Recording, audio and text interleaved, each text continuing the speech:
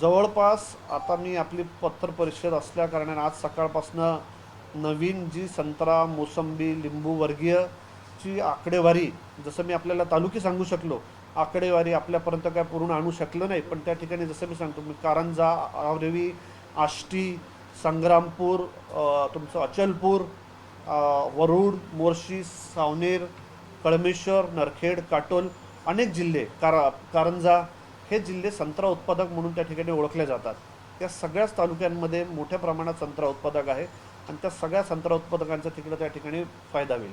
कारण की आपण पाहाल की मागील काळामध्ये वरुडमध्ये एक ठाणाटोनी म्हणून असं काहीतरी गाव होतं, त्याच्यामध्ये परत 3 पार्टी ॲग्रीमेंट केलं होतं, कोका कोला, जेन इरिगेशन आणि स्टेटचं असं काहीतरी, पण आज ते काय अस्तित्वात आल्याचं दिसत नाही.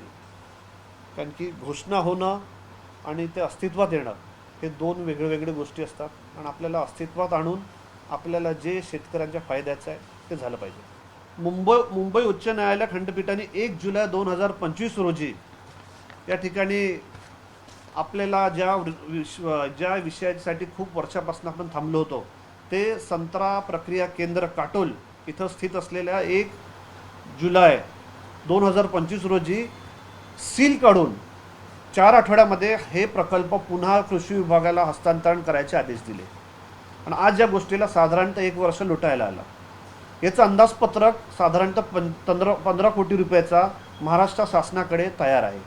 हे असून याची पूर्ण डिटेल महाराष्ट्राच्या कृषी विभागाकडे त्याची डिटेल आहे आणि या 15 कोटी रुपयाची तरतूद केल्याच्या नंतर या विदर्भामध्ये जे काही तालुके असतील, सावनेर, कळमेश्वर, काही भाग नागपूर तालुक्यातला, काटोल, नरखेड, आरवी, आष्टी, कारंजा, वरुड, मोर्शी, संग्रामपूर, बुलढाणा जिल्ह्याचा आणि त्या ठिकाणी अचलपूर, असे अनेक तालुके आहेत जिकडे संत्रा मोसंबी पिकवली जाते. अशा लाखो शेतकऱ्यांना याचा मोठ्या प्रमाणात फायदा होऊ शकतो. याचं ग्रेडिंग, पहिल्या टप्प्यामध्ये ग्रेडिंग, पॅकिंग या गोष्टीचं त्या ठिकाणी सुरुवात केल्याच्या नंतर आपल्याकडचा संत्रा, आपल्याकडची मोसंबी हे त्या ठिकाणी बाहेर एक्सपोर्ट केली जाऊ शकते. कारण की आज जॉग्राफिकल इंडिकेशनमध्ये नागपुरी संत्रा ओळखला जातो. हा त्या ठिकाणी नागपुरी संत्रा बोलला जातो. तुम्ही गुजरातमध्ये जाल, तुम्ही कुठे जाल, त्या संत्र्याचा म्हणतात नागपुरी संत्रा. जसं आपण दुसरीकडचे गोष्टी म्हणतात की बा हापूस आंबा, अशा पद्धतीचा हा नागपुरी संत्रा बोलला जातो. या नागपुरी संत्र्यासाठी आपल्याला हे करणं त्या ठिकाणी गरजेचं आहे. 1 वर्ष लोटायला आलं, अजून तरी साधारणतः तरतूद त्याच्यामध्ये केली गेली नाही आहे. आमचा पाठपुरावा मागील अनेक वर्षापासून चालू आहे. महाविकास आघाडीची सरकार असताना चालू आहे, आताची महायुतीची सरकार असताना त्या ठिकाणी चालू आहे. अनिल बाबू देशमुख जेव्हा अटकमध्ये होते, जेव्हा त्या ठिकाणी अडचणी होते, तेव्हासुद्धा मी त्या ठिकाणी त्यांच्या कोर्टाच्या तारखांसाठी जायचो आणि सोबत या तारखांसोबत पण त्या ठिकाणी जायचो मी. हे सगळं केल्याच्या नंतर आज कुठंतरी असं वाटतं की या विषयासाठी जे अनेक वर्षापासून आमचे विदर्भातले शेतकरी थांबले होते, तो प्रकल्प महाराष्ट्र शासनाने या ठिकाणी मुख्यमंत्र्यांनी पूर्ण केला पाहिजे. काय वाटते कृषी मंत्र्याला या संदर्भात तुम्ही भेट देणार आहात का? पुन्हा स्मरणपत्र देणार आहात का?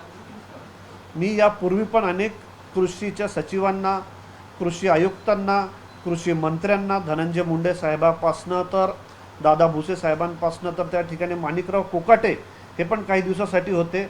आता आमच्याच पक्षाचे माणिकराव कोकाटे साहेब असतील किंवा आमच्या म्हणजे संयुक्तिक राष्ट्रवादीच्या माणिकराव कोकाटे साहेब असतील किंवा आताचे जे दत्ता मामा भरणे असतील, यांनासुद्धा निवेदन दिलं, यांनासुद्धा या विषयाची माहिती दिली आहे. मागच्या अधिवेशनामध्ये पण आलो होतो तेव्हा पण त्यांनी या विषयाची वेळ घेऊन माहिती दिली आहे.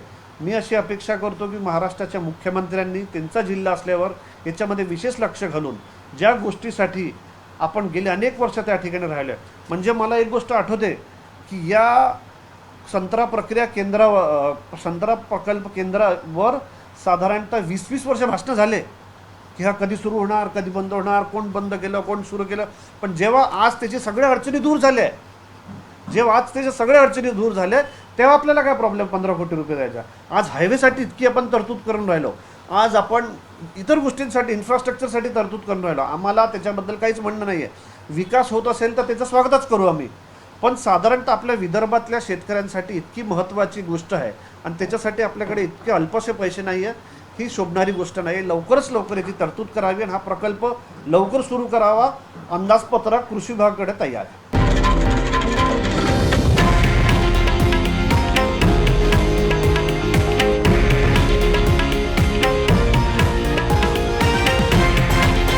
हे आहे देशातील नंबर 1 न्यूज नेटवर्क आणि आपण पाहत आहात TV9 मराठी, एकमेव.